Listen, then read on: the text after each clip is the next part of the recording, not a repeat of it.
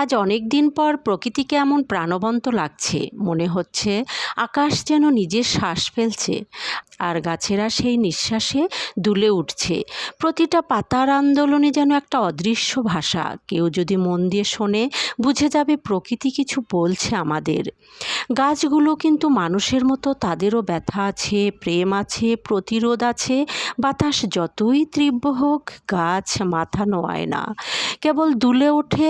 আমাদের জীবনে ঝড় আসবেই, কিন্তু আমরা যেন এই গাছদের মতো হই, নড়ব কিন্তু ভাঙব না। এই প্রাকৃতিক দৃশ্য আমাদের শেখায় ধৈর্য, সহনশীলতা আর বিশ্বাস। পৃথিবীর সব বড় সত্যই আমরা শিখতে পারি এই সবুজ গাছের কাছ থেকে। ওরা কখনো তাড়া করে না, প্রতিদান চায় না, তবু ফল দেয়, ছায়া দেয়, বাতাস দেয়। অথচ আমরা মানুষ হয়ে কতবার ভাবি কে আমাদের ভালোবাসলো, কে পাশে রইল।